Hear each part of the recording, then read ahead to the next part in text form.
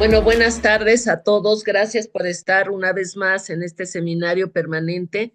Esta es la segunda época del seminario. El primero título era La seguridad humana, una estrategia indispensable para México, y este también tiene que ver con la seguridad humana, pero también vamos a hablar del desarrollo. El binomio de toda la vida, o por lo menos de muchos años, sobre seguridad y desarrollo. Entonces, hoy tenemos que hacer una reflexión, empezaron nuestras reflexiones sobre lo que está pasando en nuestro planeta y más específicamente en México, sobre cómo está impactando lo que nosotros llamamos el desarrollo a muchas de las circunstancias del cambio climático, de la deforestación, de una serie de situaciones que nos ponen en riesgo y en vulnerabilidad. Y que bueno, hoy en el siglo XXI se ve amenazada de manera inédita todas las formas de vida. Yo a veces digo inclusive la humana, y no debería decir esto porque la humana es la que ha hecho estos procesos de deforestación, estos procesos que al desarrollarse hemos olvidado que la casa común tiene límites, que la casa común tiene recursos limitados y que la explosión demográfica hace que esos recursos limitados sean cada vez menos. Entonces, bueno, pues yo doy la bienvenida esta tarde al doctor, al doctor Jorge Morán, y me voy a permitir leer una semblanza de él para que sepamos quién está como ponente esta tarde. Si me permiten un segundito, voy a ver, bueno. El doctor Jorge Damián Morán Escamilla es doctor en ciencia social con especialidad en sociología y maestro en estudios urbanos por el Colegio de México, licenciado en economía por el Instituto Politécnico Nacional. Sus líneas de investigación son riesgos y desastres, tensiones, reconfiguración y metamorfosis del paisaje y seguridad humana, así como protección civil. Adscrito a la Secretaría de Ciencia, Humanidades, Tecnología e Innovación, comisionado a el Colegio de San Luis en el programa Agua y Sociedad, y dentro del proyecto de Agua y Sociedad específicamente se dedica a la temática de riesgos, desastres, procesos sociales y naturales en la agenda social del agua. Desde el 2025 es miembro del Comité Técnico Académico de la Red de Desastres asociados a fenómenos hidrometeorológicos y climáticos y de la red de las redes temáticas de la CCT, o sea, de la Secretaría. Miembro del Sistema Nacional de Investigadores e Investigadoras Nivel 1, y es en el Colsan, también es parte del núcleo académico básico de la maestría en gestión sustentable del agua y en el doctorado en ciencias sociales. Además, ha colaborado en la maestría en gestión integral del riesgo de desastres impartido por la Escuela de Administración Pública de la Ciudad de México. Entre 2006 y 2008 fue investigador invitado en el Colegio de México dentro de la evaluación del Fondo para la Prevención de Desastres Naturales, FROPEDEN, y entre 2013 y 2014 participó como investigador asociado en el proyecto de fondos mixtos del entonces CONACYT, titulado Retos para la Sustentabilidad en la Cuenca del Río Sumacinte en Tabasco, Ecosistema, Cambio Climático y Respuesta Social, a cargo del Centro de Cambio Global y la Sustentabilidad en el Sureste. Fue docente de asignatura en la Escuela Superior de Economía del Instituto Politécnico Nacional, y hoy me hace el gran favor de empezar esta nueva época del seminario sobre seguridad y desarrollo en el marco del paradigma de la seguridad humana, que tiene que ver con la Agenda 2030, como todos ustedes saben, y nos va a hablar sobre los riesgos y las vulnerabilidades también. Muchísimas gracias, Jorge, por estar hoy con nosotros. Gracias a todos ustedes, a los que nos ven por Facebook y a los que nos ven en transmisión directa y a los que están presencialmente en el Colegio de San Luis. Muchas gracias, Fuensanta. Te agradezco la invitación Además de ser el que inicie este nuevo ciclo es un gran honor para mí, además un gran peso. Entonces, espero estar a la altura de... Y pues platicarles del proyecto de riesgos y desastres, procesos sociales y naturales en la agenda social del agua. Esa es una propuesta que se ha nutrido de cerca de 20 años de trabajar el tema. Entonces, espero que pueda ser atractivo para ustedes. Lo primero que quisiera presentar es que vean esta lámina. En esta lámina yo quisiera plantear tres elementos. La primera es la noticia. La noticia tiene como encabezado: los desastres no son naturales sino socialmente construidos, dice Trujillo. Esa es una nota que me envía la doctora Briseida López el 18 de febrero de este año.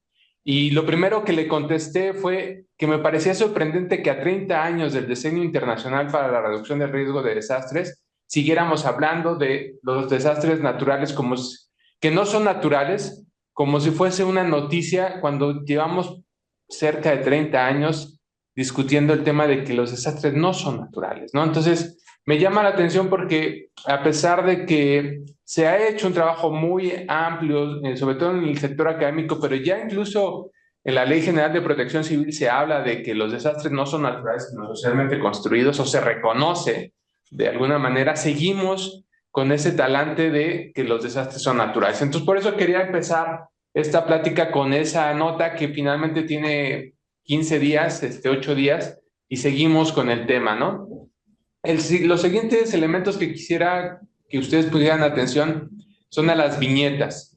Las viñetas lo que nos hablan es un pequeño recorrido histórico sobre, yo considero, 4 momentos importantes, aunque ahí hay un montón de cosas. La literatura puede hablarnos de que, por ejemplo, están las cumbres, están las diferentes reuniones sobre cambio climático que también abonan a la discusión sobre este tema, pero yo quise centrarme en el parteaguas que fue en 1989, donde se declara el Decenio Internacional para la Reducción de Riesgos de Desastres Naturales.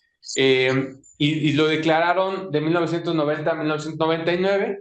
Ese fue todo el decenio, se dedicó a eso precisamente porque en 1985, no solamente en México o en Colombia, se generaron 2 desastres importantes para esos países, sino el desastre de Kobe marcó una diferencia importante porque se pensaba que los desastres solamente ocurrían a los países pobres, que era un tema de subdesarrollo. Y cuando vemos el desastre de Kobe, resulta que no, que también los grandes países avanzados tenían estos problemas, pero además estábamos viendo cada vez desastres con mayor número de muertos. Y entonces eso fue un sistema de alerta, si queremos llamarla así, para la ONU. Entonces, por eso decidieron dedicarle ese decenio a este tema. En 1994 se establece la estrategia de Yokohama, que lo que buscó era darle un impulso a la prevención. Quizá los que no conocen del tema, la atención de desastres se institucionalizó a través de Protección Civil. Y Protección Civil nace después de la Segunda Guerra Mundial para precisamente tratar de auxiliar a la población que era afectada por los bombardeos, por las amenazas. Pero el problema con esta forma de nacimiento de Protección Civil es que de alguna manera nace con la impronta de guerra, de devastación, y entonces muchos de los protocolos siguen pensando en la reacción. Por eso es tan importante esta parte de pensar ya en la prevención y no solamente en la reacción, no solamente atender una vez que se da la emergencia, sino empezar a buscar qué podemos hacer para que no ocurra la manifestación de estos fenómenos, o por lo menos su mitigación, porque ese es el otro gran problema. Si ustedes ven en muchos de los discursos, sobre todo de los políticos, hablan de cómo eliminar o acabar con los desastres, cuando en realidad no se puede acabar con ellos, porque el riesgo es un elemento latente. Se puede reducir, se puede minimizar, pero nunca se va a eliminar, ¿no? Entonces, en ese sentido, entre 2005 y 2014, después del decenio, se planteó la ONU el marco de acción de Hyogo. Y este marco empezó a plantear precisamente cuáles eran los factores subyacentes del riesgo, entendidos estos factores como los problemas de medio ambiente, la falta de planeación, el tipo de usos de suelo, ¿no? Cómo cambiamos los usos de suelo, cómo le empezamos a quitar a la naturaleza muchos elementos que permitían amortiguar las manifestaciones de ciertos fenómenos y por lo tanto empezamos a ver unas repercusiones cada vez mayores para la sociedad, ¿no? Entonces, estas prácticas inadecuadas del desarrollo y en la parte económica, así como el crecimiento de las ciudades, empezaron a ser como los elementos que marcaban esta pauta, esta política, esto que teníamos que empezar a ver y a poner atención. Sin embargo, pues muchos de los análisis que se han hecho sobre este marco, lo que vemos es que pues no se tenía un buen registro sobre los desastres, dejó mucho que desear. Entonces se planteó para 2015 y 2030 el marco de acción de Sendai, que buscaba precisamente revertir muchos de los problemas que se encontraron en el marco de Hyogo. Y básicamente lo que empezamos a ver es una agenda que trata de ser integral. ¿En qué sentido? El marco de acción de Sendai lo que hace es alimentarse de la Agenda 2030, de los Objetivos de Desarrollo Sostenible, y precisamente encontrar que todo está relacionado, o buena parte de lo que hacemos puede tener implicaciones para los temas de los desastres, ¿no? Entonces, por eso busca una visión integral y busca un elemento que rompe con las visiones anteriores, es tener una visión más amplia del riesgo de desastre. Es decir, no se va a enfocar en el desastre propiamente o la gestión de la emergencia, sino en el riesgo de desastre, entendiendo que el riesgo de desastre busca precisamente entender de dónde surgen los desastres para evitar que se materialice el riesgo, ¿no? Entonces, y otro elemento importante es que incorpora a actores claves. ¿Por qué? Porque lo que entiende este marco de acción de Sendai es que los migrantes, las personas mayores, los hombres, las mujeres, los niños, los adultos mayores, los adolescentes, los pueblos indígenas, tienen algo que decir. Es decir, que ya no se vuelvan receptores receptores pasivos de políticas públicas, sino que sean actores proactivos, que tengan un rol proactivo tanto en el diseño como en la aplicación de los instrumentos de protección civil o de atención a las poblaciones, ¿no? Entonces, ese es como el gran aporte, el gran cambio que hace el marco de Sendai. Y el último elemento a resaltar, pues es esa nota en rojo que dice básicamente cómo el sector privado y el sector público deben de trabajar en conjunto. ¿Y por qué me interesaba? Porque lo que tenemos que entender es que en la protección civil, en México así se dice, protección civil somos todos. Ese es el eslogan, el lema, ¿no? Y entender que no solamente es el Estado el que tiene que atender, también lo tiene que hacer la empresa, también lo tiene que hacer la sociedad en su conjunto, ¿no? Por eso me gustó esa frase que venía en este documento, que ahí viene la referencia. Bueno, ahora vamos a hablar un poco de por qué es importante y vamos a hablar de algunas cifras. 2023, pongo esas cifras porque el MDAT, que es la fuente que estoy utilizando, es una base de datos que lo que hace es registrar los desastres a nivel mundial y es auspiciada por el Centro de Investigación sobre la Epidemiología de los Desastres, cuya sede se encuentra en la Universidad de Lovaina en Bélgica. Y ahí lo que hace este centro es un reporte de muchas cosas, pero anualmente hace un reporte de los desastres. Todavía no aparece el de 2024, por eso utilicé el de 2023. Y aquí varias cosas señalar. Bueno, en medio está como la numeraria general, ¿no? Cuántos desastres hubo, cuántos muertos, cuántos afectados y las pérdidas económicas de ese año. En el caso de la ocurrencia de desastres, quisiera que ustedes pusieran atención en estas dos grandes círculos. ¿Por qué? Porque en 2023 el continente con más afectaciones fue Asia, seguido de América Latina. Y eso tiene diferentes explicaciones. Uno, por el nivel de desarrollo que están teniendo estos países en términos de el crecimiento de las ciudades, ¿no? Esa es una explicación de por qué están ocurriendo, además de las alteraciones que vemos en el clima. Y lo que podrán ver casi todos los reportes es que hemos empezado a ver cómo En gris van a ver el promedio de los últimos 20 años y en negro el del año en estudio. Y lo que vemos es que cada año hay más desastres que los que en promedio se presentaron en los últimos 20 años. Y eso pasa también en las pérdidas económicas. 2023 significó una mayor pérdida económica con respecto al promedio en los últimos 20 años. Pero otra cosa que también quisiera que ustedes pusieran atención, en los desastres, lo que más afectaron en términos de mayor recurrencia son las inundaciones. Pero quien genera más afectaciones económicas son los huracanes, las tormentas tropicales, las depresiones, los tifones. Ojo, alguien diría, pues es que lo mismo. En términos de desastres sí hay una diferencia muy específica, porque las inundaciones puede ser por lluvias torrenciales que lo que hacen es que hace que el suelo ya no permee el agua y entonces empiece a crecer, pero las inundaciones también pueden ser por desbordamiento de canales, de ríos, de presas. Es decir, hay diferentes elementos que detonan las inundaciones. En el caso de las tormentas, de los tifones, tiene que ver con los impactos que genera un huracán, ¿no?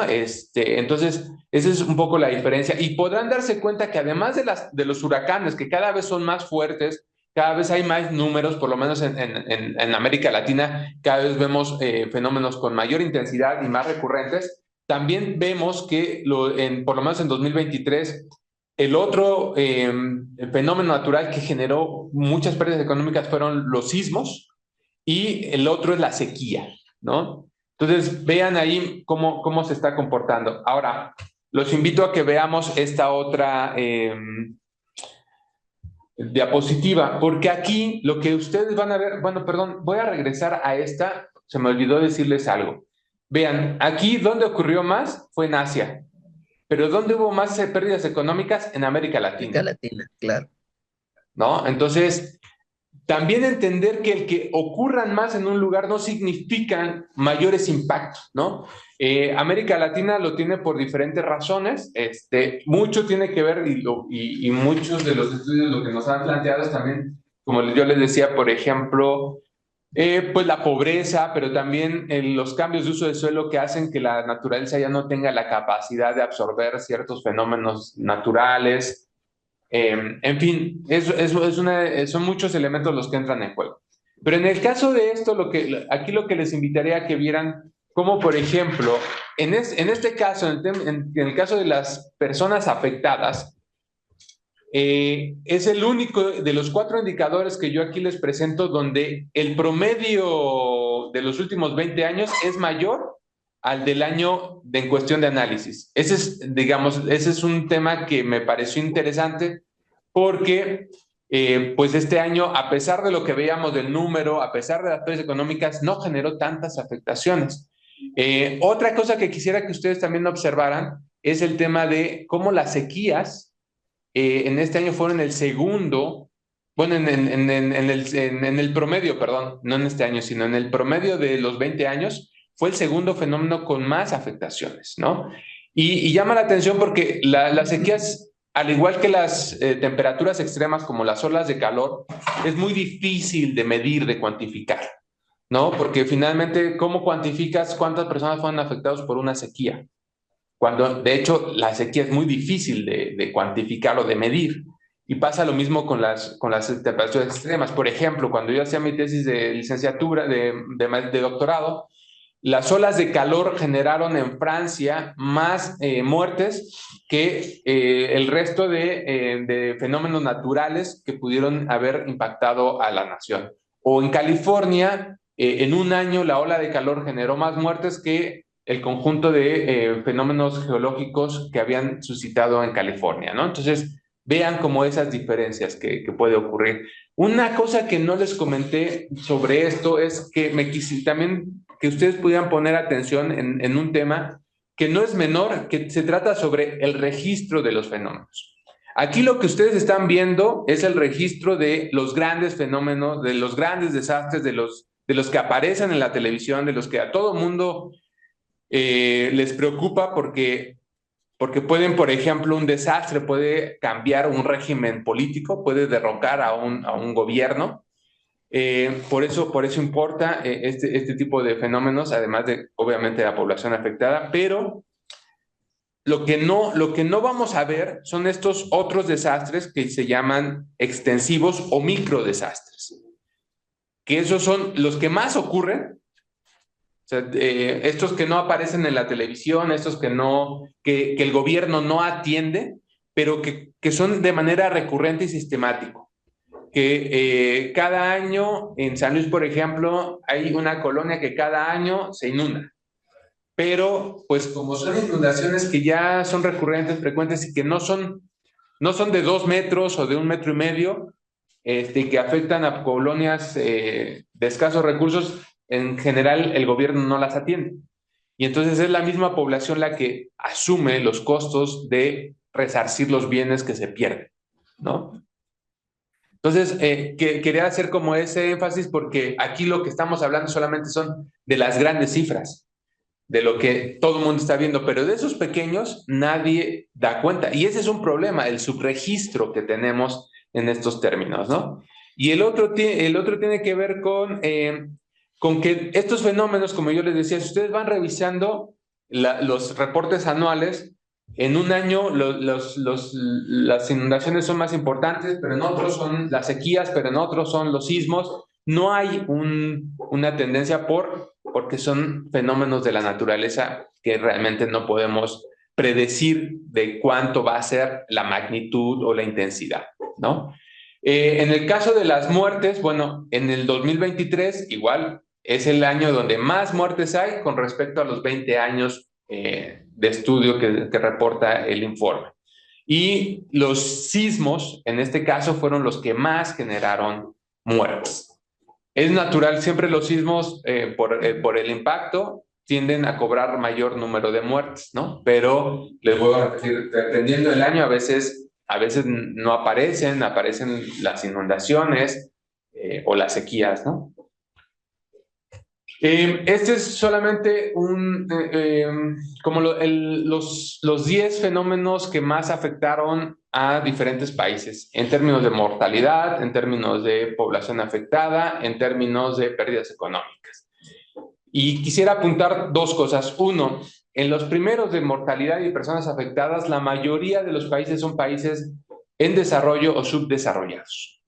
Digamos, esa es una particularidad, pero cuando vamos a las pérdidas económicas ya empiezan a aparecer los países desarrollados, China, Estados Unidos. Aparecen, por ejemplo, Estados Unidos con las sequías, con los incendios, con amenazas tropicales. Italia aparece también ahí. Y el otro elemento, que vuelvo al punto, no podemos generalizar, pero sí podemos ver que, por ejemplo, hay inundaciones como una de las recurrentes entre los 10 fenómenos que más afectan a la población.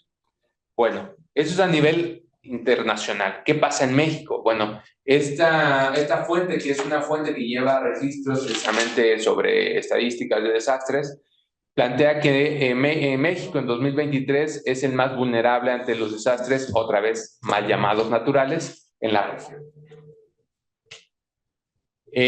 Lo que vemos en estas gráficas son, primero, que en México no tenemos una tendencia clara sobre los desastres, no la hay. O sea, los fenómenos naturales no se comportan de una manera regular. Entonces, habrá años en donde parecería que no tenemos tantas afectaciones y otros en donde las afectaciones son muy altas. No hemos llegado, afortunadamente, en los últimos 23 años. El 2010 fue el año más crítico.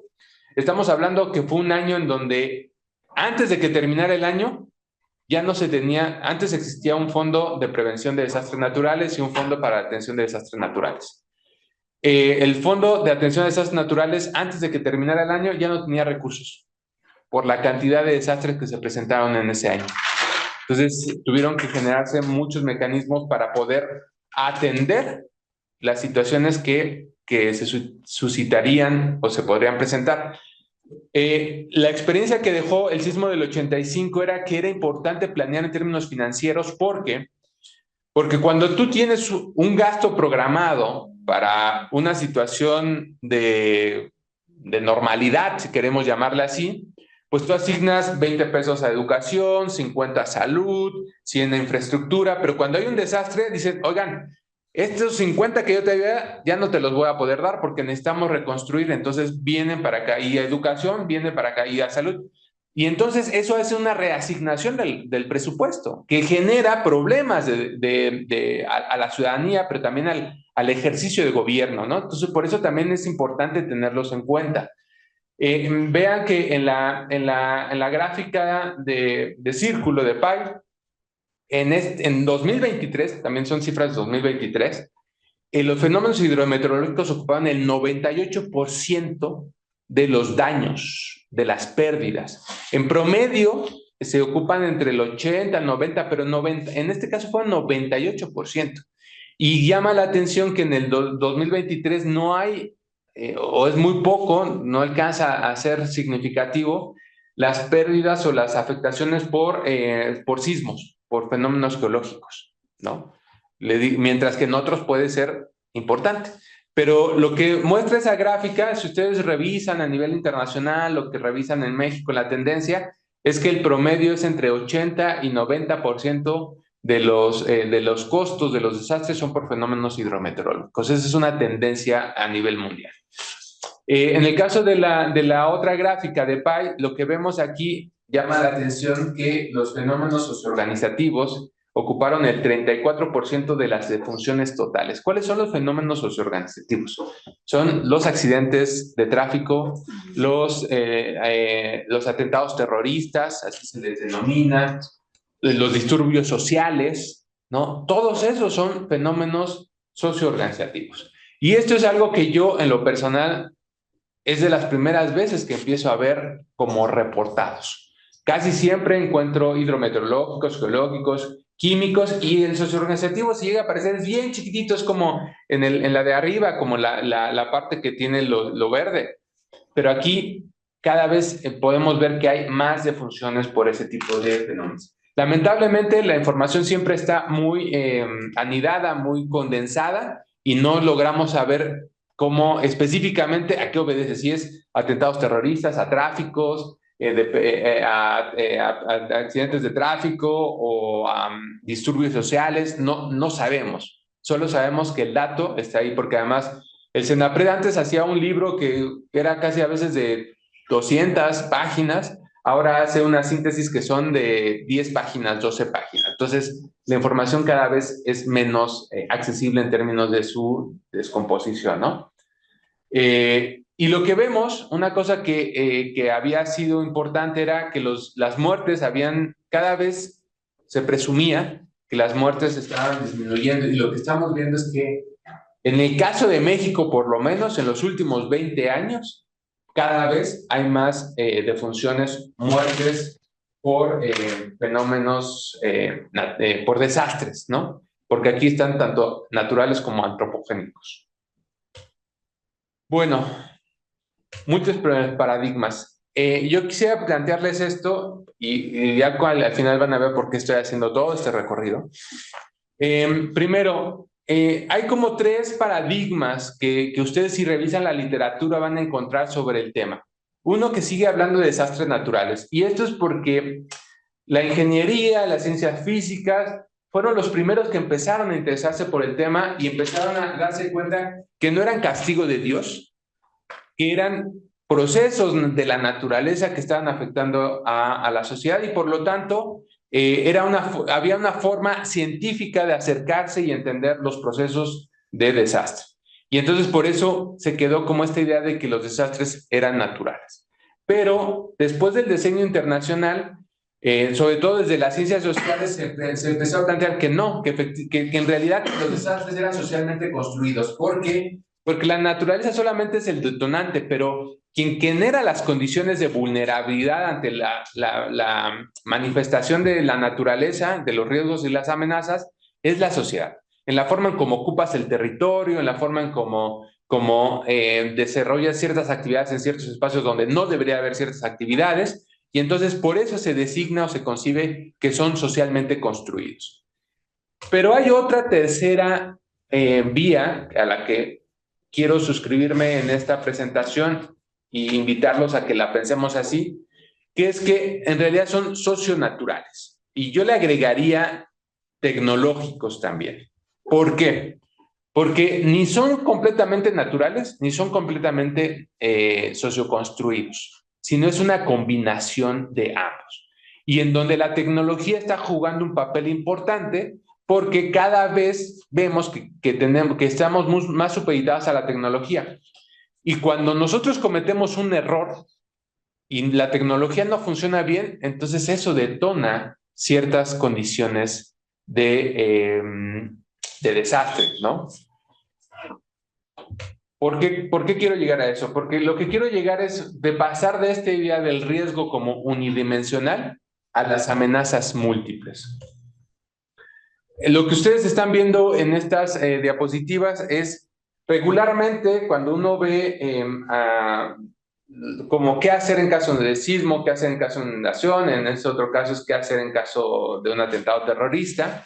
Primero, tenemos información que busca a reaccionar, y lo cual no está mal, ¿no? Macías diría que planificar la reacción también es prevenir, ¿no? O sea, no prevenir significa, el hecho de planear la atención no significa que nos esté previniendo, pero el problema es cómo esto puede estar siendo procesado, aceptado por la sociedad y qué tipo de idea le está transmitiendo a la sociedad. El otro tema tiene que ver con solamente se enfocan a atender una amenaza, a algo muy específico, cuando el riesgo es multidimensional. Y ahorita voy a mostrar un ejemplo de por qué esta idea. En el caso de las amenazas múltiples, esta fuente a mí me pareció bastante buena porque lo que nos dice es que en realidad cuando uno ve una amenaza, cuando ve un proceso natural, estos tienen diferentes escalas y temporalidades, o sea, escalas espaciales y temporales. Entonces, puede ser que un deslizamiento ocurra de minutos a horas o días, pero pueda pasar no solamente de una escala local, micro a una local, o puede ser de una escala global, ¿no? Nosotros, por ejemplo, hay un trabajo de un autor que a mí me marcó mucho y del cual me siento seguidor, si quieren llamarlo así, es Ulrich Beck, porque él cuando ve el desastre de Chernobyl, él identifica precisamente cómo la nube tóxica viajó por toda Europa. Entonces, países que no se enfrentaron al desastre nuclear también se vieron afectados por el desastre nuclear. Entonces, en ese sentido, lo que nos invita es a pensar precisamente en las diferentes escalas, tanto espacio como temporales, de la manifestación de un fenómeno. A veces creemos que solamente es en un punto, en un espacio, pero esas pueden llegar a tener trascendencias en otros espacios, ¿no? Entonces, las afectaciones, no solamente obviamente, y me queda claro por qué pasa, porque primero no podemos estar pensando en todos los escenarios, pero también lo otro que ocurre es, pensemos en un funcionario de protección civil a nivel local. Pues las herramientas o las capacidades que tiene para atender una emergencia son limitadas y por lo tanto, pues no puede pensar en otro esquema más allá de su circunscripción administrativa, ¿no? Además de por otros problemas que puede tener de si ejerce recursos en una área que no le corresponde, entonces desvío de recursos, etc., etc., etc. Entonces, el pensar precisamente que todos los fenómenos pueden tener diferentes escalas y que además pueden concatenarse, o sea, que se pueden presentar múltiples amenazas al mismo tiempo. Esa es la apuesta o eso es a lo que busca esta propuesta, ¿no? ¿Por qué? Porque no pensarlo nos está exponiendo y está generando múltiples vulnerabilidades para la población, porque tú solamente estás pensando, planificando para un solo problema, cuando se van a presentar otros y entonces no vas a tener las herramientas para atender esas otras problemáticas, generándole a la población una vulnerabilidad ante la presencia de esos fenómenos, ¿no? Entonces, y además que pueden ser no solamente naturales, sino antropogénicos. O sea, el problema es que se pueden concatenar naturales o naturales antropogénicos, o a un antropogénico con un natural. Entonces, ¿qué solemos escuchar? Es que yo venía para atender una emergencia de este tipo, no pensé que iba a necesitar equipo para atender otro tipo de emergencias, ¿no? Y eso, vuelvo al punto, nos pone en vulnerabilidad a ustedes, a nosotros y a toda la demás población que dependemos del actuar de ciertos niveles de gobierno que deben de tener las facultades, los elementos y las capacidades para atender una emergencia como la de Fukushima en 2010, ¿no? ¿Qué fue? Todo el mundo lo sabe, o si no lo sabe, bueno, un sismo en el océano genera un tsunami, ese tsunami afecta a una población, como resultado en esa población resulta que había una planta nuclear que termina vertiendo, pero además hay explosiones, ¿no? No solamente explotó la planta, sino también la población, vean ustedes esas fotos, aunque son pequeñitas, es población en que está inundada, pero con incendios también. Pero esa agua no solamente es agua salada, esa agua ya empieza a tener elementos nucleares, ¿no? Y ahí lo que vemos en la gráfica pequeña es como el percance nuclear que se da en el Pacífico, en las costas de Asia, cómo empezó a circular por el Pacífico hasta llegar, ¿a dónde creen? A América, ¿no? Y entre esos países pues está Estados Unidos y México. Entonces, por eso lo que nos plantean es pensar solamente en una sola, estamos generando vulnerabilidad porque puede ser que yo estoy gestionando bien mi riesgo, pero hay otros que no lo van a gestionar y también tenemos que estar preparados para eso, ¿no? Hace 2 años, si no me equivoco, en Tijuana tuvimos una reunión, porque uno de mis profesores nos invitó a participar en un seminario que decía, ¿qué pasaría con México en caso de una amenaza, un bombardeo nuclear de Corea del Norte a Estados Unidos? Todo el mundo está, y tú veías los mapas de cómo podría afectar a Estados Unidos, y era bien curioso porque México desaparecía de esos mapas, ¿no? Entonces era así como de, como si nada más hubiera afectado a Estados Unidos cuando esa... Se quedaron frontera. Exactamente, le piden visa y entonces la onda nuclear no pasa a México, ¿no? Bueno, ese es un tema de cómo se gestionan transfronterizamente los riesgos y los desastres.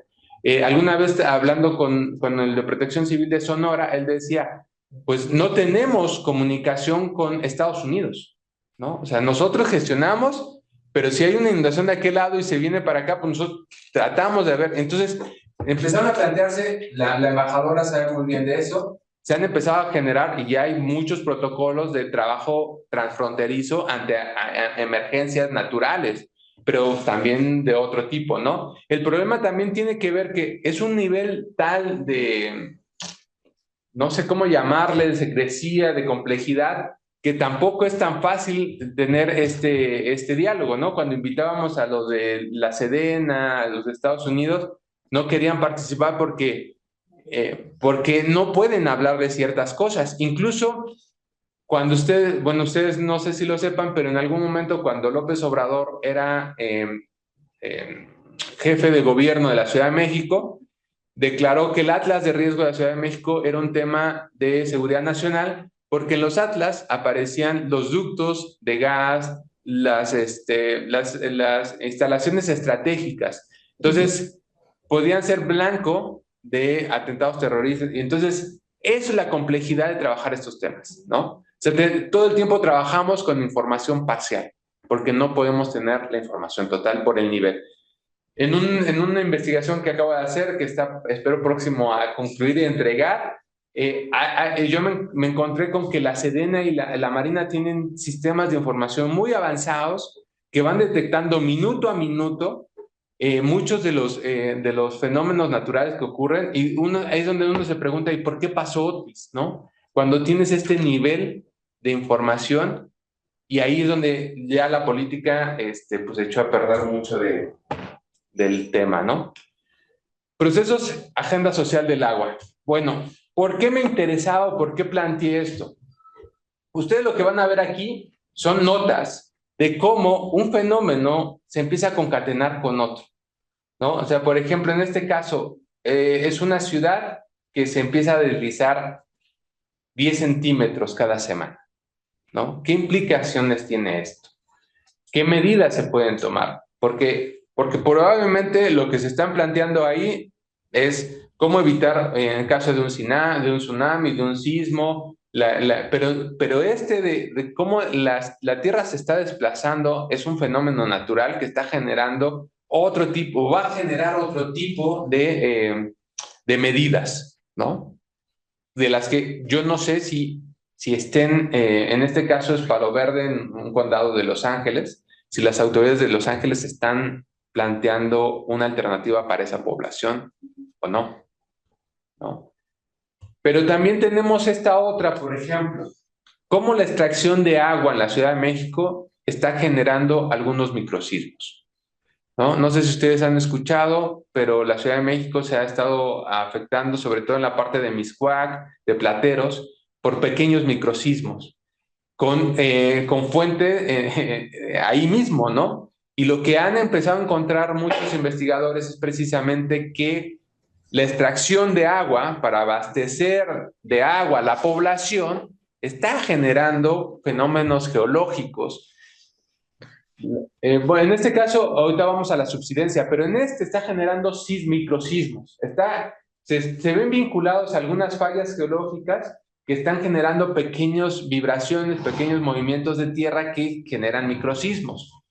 Y el punto de aquí es cómo regularmente vemos como una política pública está pensando en cómo abastecer de agua. No nos importa la hidrogeología, lo geológico, ¿no? No hay una comunicación realmente. Y entonces, vuelvo al punto.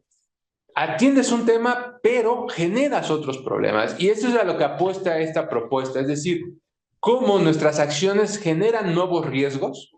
Porque en la idea, en mucho de la idea que hemos visto en la literatura, si ustedes la revisan, hay una ecuación clásica de los riesgos y los desastres que dice, el desastre es igual al riesgo por la vulnerabilidad, donde la vulnerabilidad es el factor como activo que se puede modificar, sobre el que se puede incidir para que el desastre se disminuya. Considerando en ese sentido que el riesgo es constante, pero en realidad el riesgo no es constante, el riesgo está cambiando todo el tiempo, ¿no? Entonces, nuestras acciones o nuestro no actuar va a hacer que el riesgo aumente, disminuye o simplemente se modifique.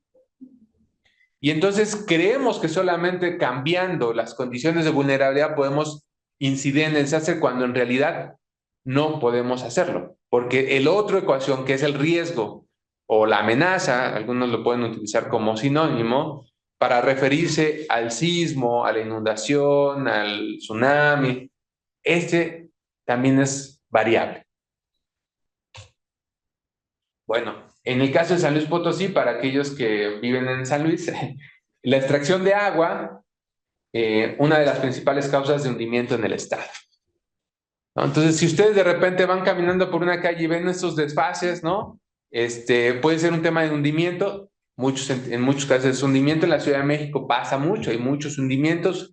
Yo no sé si ustedes sepan, pero la Ciudad de México, por ejemplo, lo que te decían es que antes para ir a Bellas Artes tú bajabas unas escaleras.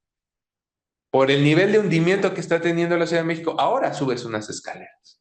O sea, de eso estamos hablando. Entonces, nuevamente, como un proceso en donde tú estás extrayendo agua, está generando procesos de subsidencia, de hundimiento en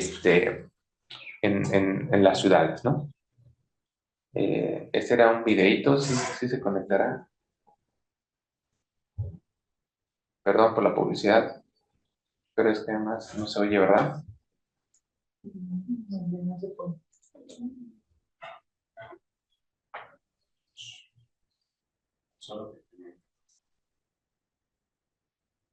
Perdón que no se oya. Ah, no se está oyendo. Ah, ya. Hay que compartirlo desde pantalla, ¿no?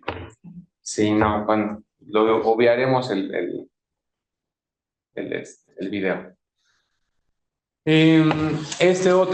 Esta ciudad de Texas se hunde rápidamente y la amenaza del mar preocupa a sus habitantes, ¿no? Ese es otro tema, es decir, otro tema, como el hundimiento que se está generando igual por diferentes procesos, ahora cambio climático, incremento del nivel del mar, pero además hundimiento hace que el mar se convierta en una amenaza de de acelerar o potencializar quizás un problema que ya se estaba generando por cuestiones naturales, ¿no? Entonces, digamos, para mí esa es la apuesta que quería hacer con estas presentaciones, con esta ponencia. Ya estoy a 2 de terminar, Juan. Sí, está bien, adelante.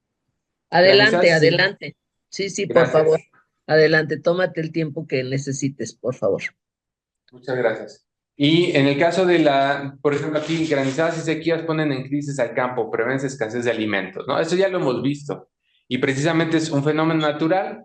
Está lloviendo atípicamente, más, como ustedes quieran llamarle, pero además las granizadas nos ha tocado precisamente ver cómo incluso en alguna comunidad que estábamos, que en un trabajo de campo, como decía un agricultor, pues es que a mí el granizo me echó a perder toda mi cosecha. A los de lado no, pero fue como una línea que el granizo cayó ahí, ¿no? Entonces, eso obviamente tiene un tema de seguridad alimentaria, ¿no? ¿Qué va a pasar con la producción de alimentos ante estos escenarios, como vemos, de mayor sequía, de fenómenos naturales que hacen que cada vez haya más tormentas más severas, con granizos, ¿no? Los cambios de temperatura que obviamente van a afectar a que una planta pueda desarrollarse como debería desarrollarse. En el caso de Brasil pasa lo mismo, ¿no? La sequía extrema pone en riesgo las cosechas y encarece los alimentos a nivel mundial. Y esa es la otra parte que yo les decía. O sea, también entender que estamos en un proceso de globalización en donde mucho de lo que nosotros dependemos se produce en otros espacios. Entonces va a haber, ahora por ejemplo, Briseida ya nos podrá comentar de eso, o si quiere comentarlo, mejor dicho, con el tema de la gripe aviar en Estados Unidos y todo esto, por ejemplo, pues nosotros tenemos o somos un mercado que puede proveer a Estados Unidos. Entonces, si de repente el huevo cuesta más caro acá, pues no es casualidad, es porque o lo estamos mandando allá o porque probablemente acá también tenemos el problema que está pasando allá, ¿no? Entonces, estos problemas globales los vamos a compartir cada vez más, ¿no? Y finalmente que para mí es una joya, perdón por la expresión, pero este es Chalco. Chalco es un municipio del Estado de México que en el año 2000 se inundó, vean un camión casi a la mitad. Eso son aguas negras, porque iba un canal de desagüe donde iban todas las aguas negras de la ciudad, se desborda y empieza a inundar. Entonces, eso olía, bueno, no les cuento. Bueno, 2010, ¿qué creen? Se vuelve en el mismo lugar. Por eso puse la foto, porque este puente que ven ahí, es este mismo puente. ¿Qué hizo el gobierno en 2000? Obviamente tapó otra vez el boquete que se hizo, y lo que hizo fue poner una barra más grande para contener. Lo que pasó en 2010, por eso decíamos que también nosotros contribuimos a la construcción del riesgo, es que una vez que ven que hay una barda más grande y un discurso de ya no nos vamos a inundar, controlamos las inundaciones, nunca más va a volver a pasar, pues resulta que la población empieza a sentarse cada vez más cerca del bordo. Y cuando eso revienta, fue una inundación súbita. O sea, en cuestión de minutos, esa agua, incluso, bueno, aquí no se ve, pero este es un camión de una línea de autobuses, perdón por la publicidad de ADO, que ya no pudo, o sea, se quedó parado, o sea, el agua lo detuvo, lo colapsó, tuvieron que obviamente sacar a los pasajeros, porque no fue posible, no fue que, como estos casos que pasan, muchos casos en México que ves, ay, sí paso, ¿no? Y me aviento, no, en este caso el agua salió tan rápido que no les permitió hacer nada, ¿no?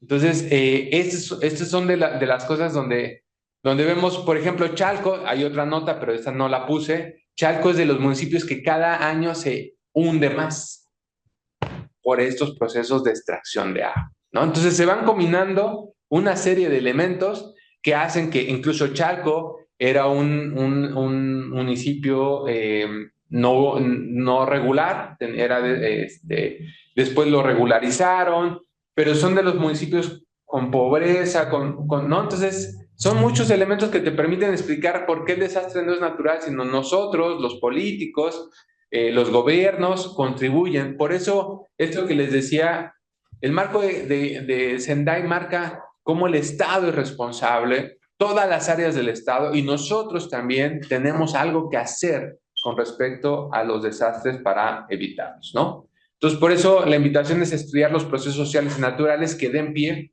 a que determinados riesgos se materialicen en desastres, además de aquellas circunstancias que transforman o modifican los riesgos, así como las condiciones que contribuyen a la vulnerabilidad o a la resiliencia de la población ante diversas manifestaciones de la naturaleza, siendo uno de ellos los fenómenos hidrometeorológicos.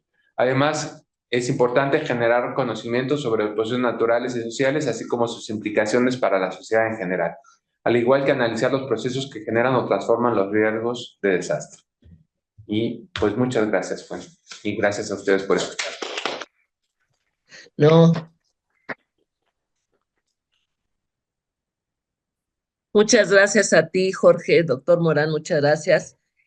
Bueno, yo creo que la temática de esta tarde es de la mayor importancia y yo quisiera, si Jorge nos lo permite, abrir un poco el debate sin celulares, el debate sin celulares en la tarde de hoy sobre lo que nos ha planteado Jorge.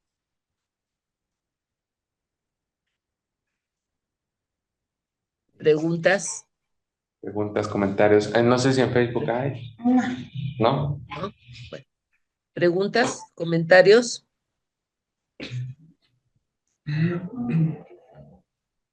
Ahorita que más que un comentario, más que una pregunta es un comentario. Ahorita que mostrabas lo que había pasado en Chalco, parte de esta creación de esos desastres finalmente también obedecen a que cuando se genera infraestructura urbana, o crecen las ciudades, poco se atiende, se observa o se identifican aquellos espacios donde en estricto sentido no tendría que haber urbanización. Chalco es la parte más sur de los antiguos lagos del Valle de México, del lago de Texcoco, de lo que se conocía como el lago de Texcoco. Entonces son regiones que sí o sí van a tener este tipo de procesos, ¿no? Entonces, a veces pasa también que se construye o se genera infraestructura en espacios donde antes era un río, donde son zonas bajas, donde, por ejemplo, el hecho de estar en lugares donde el agua podría estar escurriendo de manera natural o infiltrándose, tú generas esos tapones, ¿no? Es lo que pasa en las ciudades con la construcción urbana, si hay bajadas de agua, por ejemplo, aquí en San Luis con la sierra, pues Así el agua es. baja, pero llega Así a es. la parte urbana y se encuentra con la parte urbana. Entonces el agua ya no puede fluir de manera natural, tiene que buscar, pues se acumula más bien. Ahora, ciudades como San Luis u otras que se construyen y no se actualizan, no se moderniza la infraestructura o no se le da un mantenimiento, no es lo mismo, por ejemplo, otra vez pensando en San Luis, no es lo mismo en San Luis de 2020, 25, ¿no? Que va a seguir creciendo con todo este boom de la zona industrial, a un San Luis que, no sé, en los años 1920, 1940, era una ciudad muy, muy chiquitita, y cuando se empezó a generar la infraestructura urbana de recolección y desagüe para la ciudad, pues eran cositas así chiquititas, o en algunos lugares ni se ocupaban, porque los ríos Santiago y Españita servían como de desagües naturales, que esa es otra cosa tan horrible que se hace cuando se urbaniza o se genera infraestructura urbana. Los cuerpos de agua resultan ser los receptores de los desechos de las ciudades.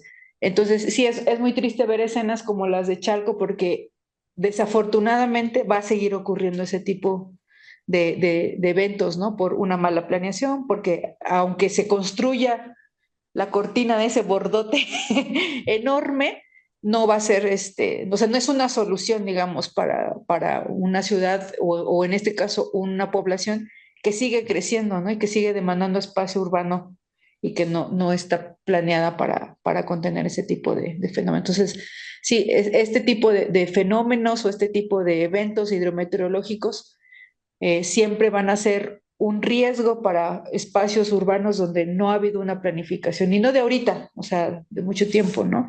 También por eso, supongo, no lo sé, que en América Latina es donde más pega el tema de los eventos hidrometeorológicos, porque estas ciudades latinoamericanas crecen así de manera muy desordenada, no hay una planificación como a lo mejor en otros países más desarrollados, ¿no? Pero bueno, ese era el comentario. Pues, Sí, a mí me gustaría seguir un poco en la línea de la doctora Briseida, porque efectivamente uno de los grandes problemas que por lo menos encontramos en la ciudad de San Luis Potosí es la falta de políticas públicas adecuadas, no solamente en planeación, sino también en uso de suelo. En San Luis Potosí la gente construye donde se le ocurre, como se le ocurre y lo que se le ocurre. Entonces yo creo que eso tendría que verse desde las políticas públicas, volverse muy serias, planificadas, ver los riesgos, ver todas este tipo de cosas antes de permitir o antes de alterar el uso del suelo. Sí, me parece que es muy importante.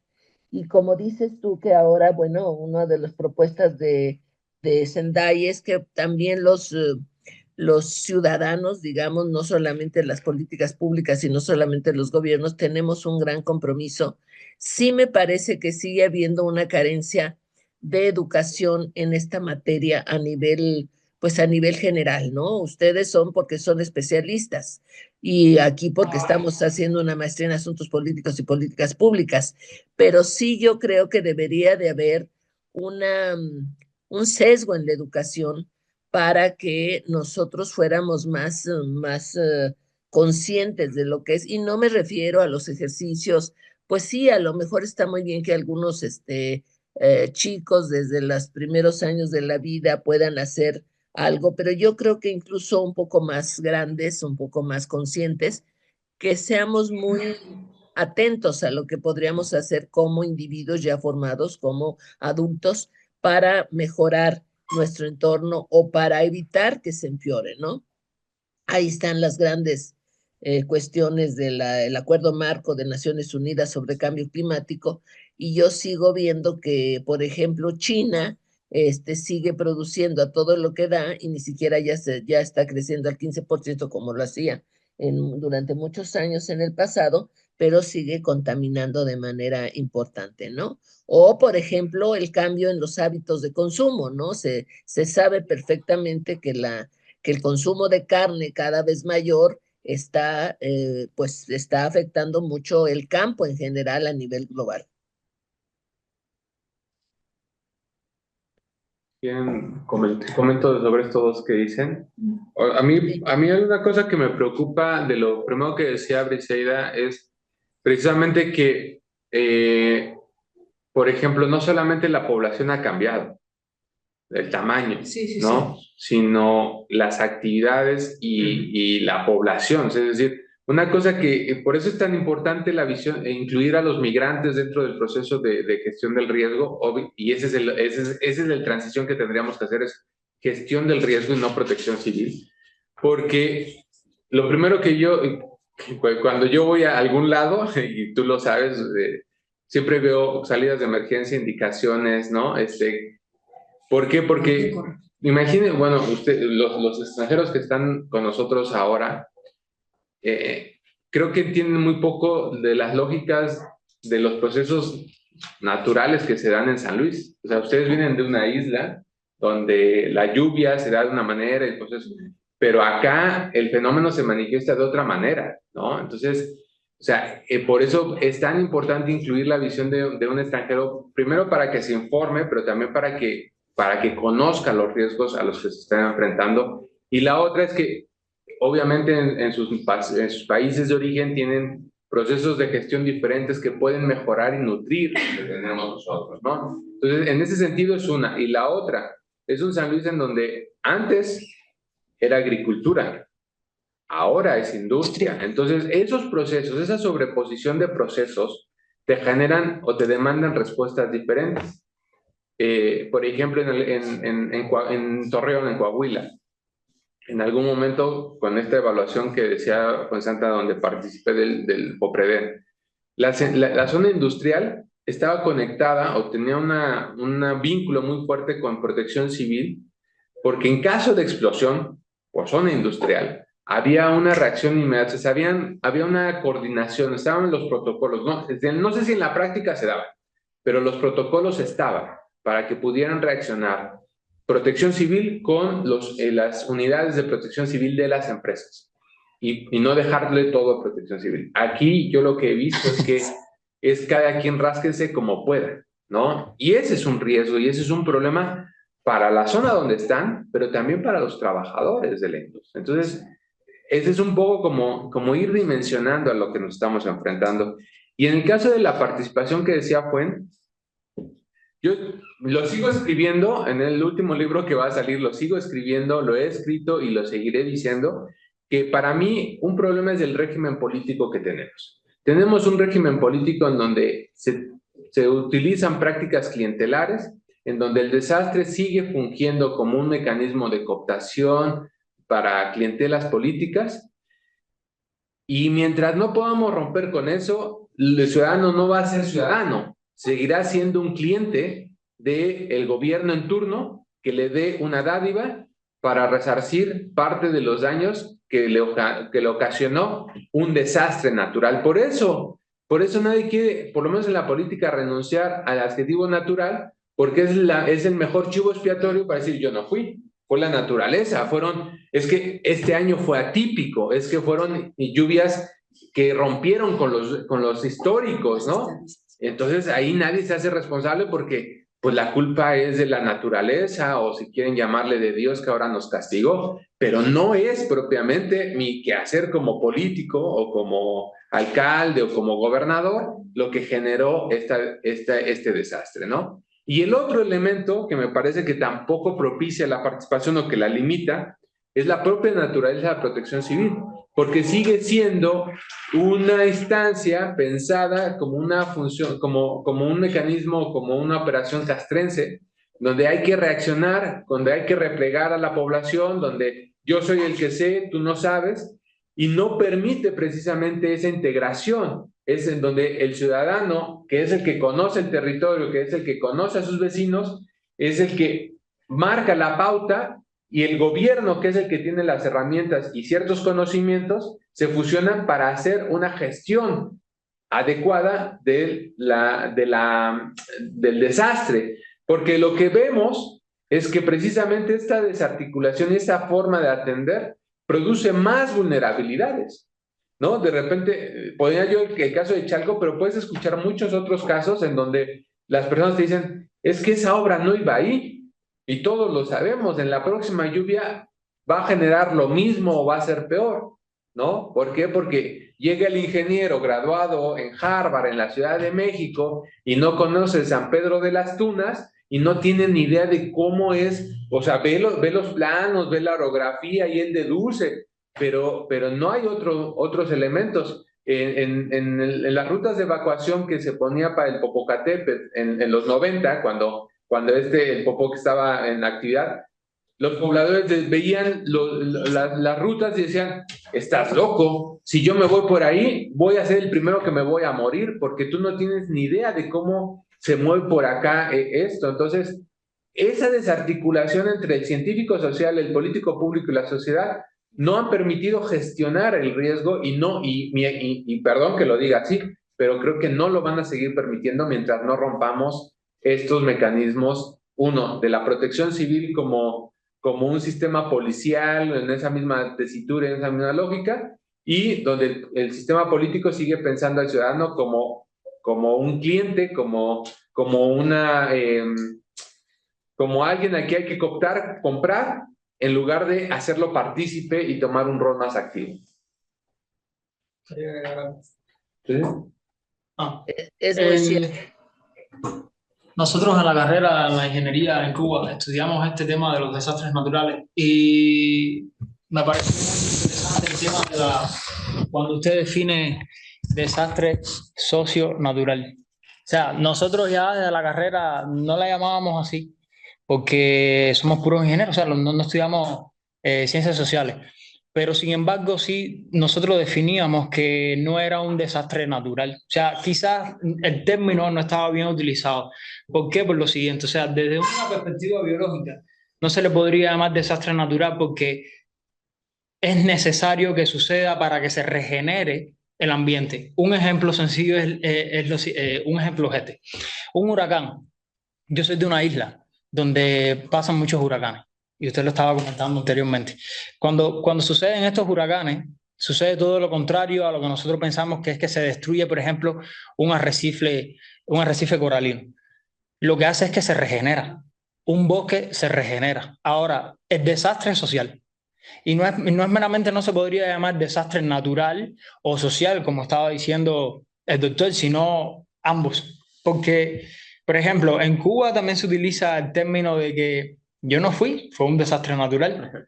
Y entonces, pero hay poblaciones que se asentan en lugares que obviamente no se deberían asentar por temas geológicos, por temas también de que posibles tempestades muy, muy cercanas al mar, donde yo nací, crecí, es en una ciudad, de hecho, que le dicen la ciudad del mar.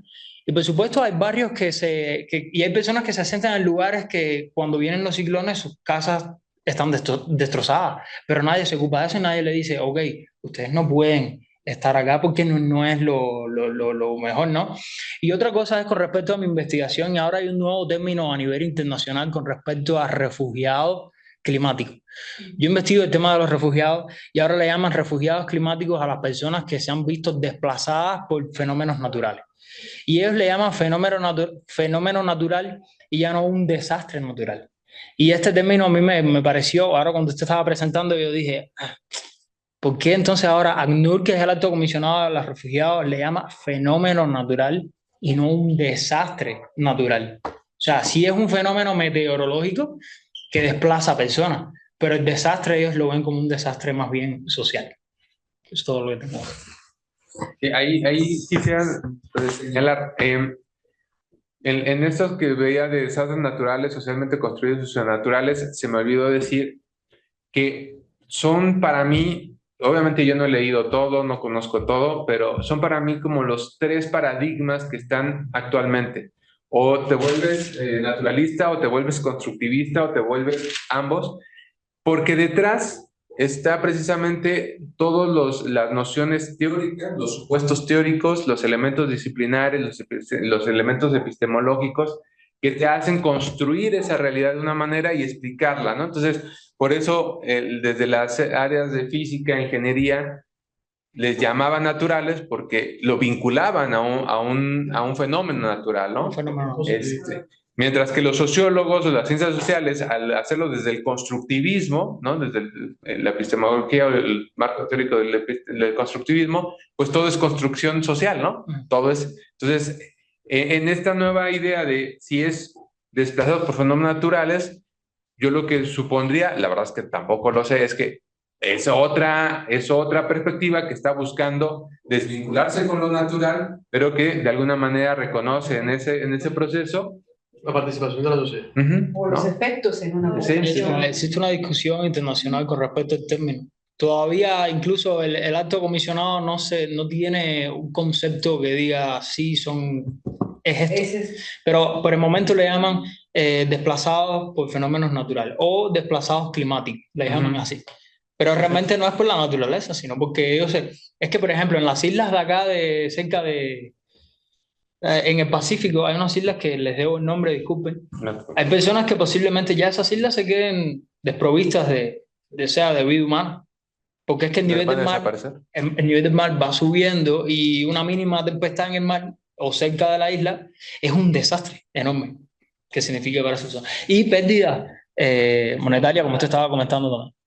Lo que digo, y de eso va, y si estoy haciendo mucha publicidad, algo que todavía no sé si va a salir, pero lo que en ese texto utilizo precisamente el marco de Sendai y los pueblos originarios, porque precisamente una cosa que está planteando el marco de Sendai, y por eso la importancia de que el rol activo de la ciudadanía, de hombres, mujeres, niños, ¿no? O sea, a los niños no se les tomaba en cuenta y es importante tomarles en cuenta porque tienen cosas que decir, pero los pueblos originarios también, los migrantes, todos tienen algo que decir con respecto a esto.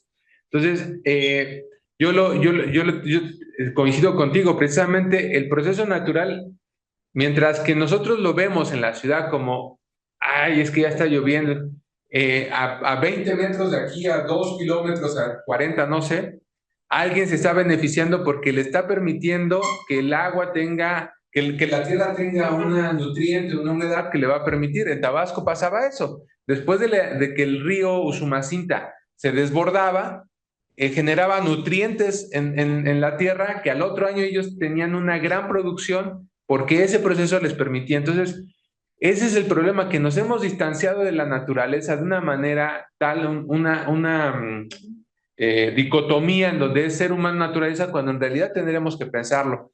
Y en esas comunidades de Tabasco yo aprendía muchas cosas. Una es, ellos viven cerca de 3, 4 meses con el agua hasta las rodillas y viven así.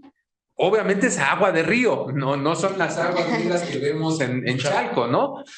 Pero o sea, esos procesos de resiliencia, esos procesos de adaptación, esos procesos de entender que es un proceso natural con el cual no te vas a pelear, y precisamente mucho de la infraestructura en sus casas la tienen diseñadas para eso, para resistir y para convivir. Sí, yo quisiera hablar, yo vivo en una zona que tiene riesgo de inundación. Entonces, a mí me genera mucha curiosidad cómo la colonia en la que yo vivo se ha adaptado a las inundaciones.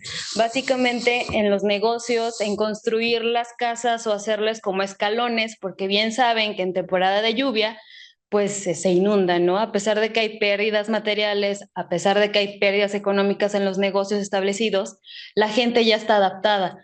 Ya construye los locales como con 3 niveles así de blocks, justamente para evitar que entre el agua a las casas, a los negocios. Y que a pesar de los años, a pesar de que el gobierno ha establecido un alcantarillado especial, pues siempre se tapa por la basura, que también depende mucho del ciudadano, se llenan y inclusive también cuando llueve, pues Protección Civil luego coloca pues sus costales de arena. O sea, esas son como las estrategias que realizan para evitar pues que el agua, pero de alguna manera pues es un proceso natural, o sea, es un fenómeno natural que no se tiene un control.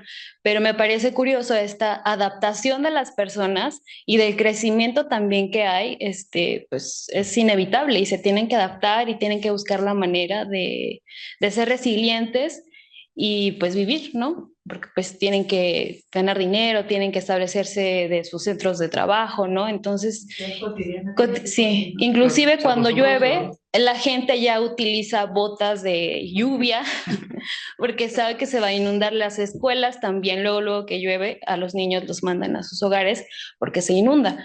Y así ha sido siempre esa zona. Entonces, es la adaptación, ¿no?, de las personas, que me parece también muy curioso, y que el gobierno únicamente lo que hace es gestionar, porque pues también la gente no se va a ir de ahí, ¿no? Es su zona, pues tienen su casa y viven. Entonces, se tendría que hacer como una participación justamente entre el sector del ciudadano que reside en la colonia, Protección Civil, inclusive ver qué estrategias se pueden hacer, pero siempre es una zona que se inunda y que a pesar de los años se aplican las mismas estrategias y sigue. Y la gente, pues, ¿qué hace? Pues vivir, ¿sí?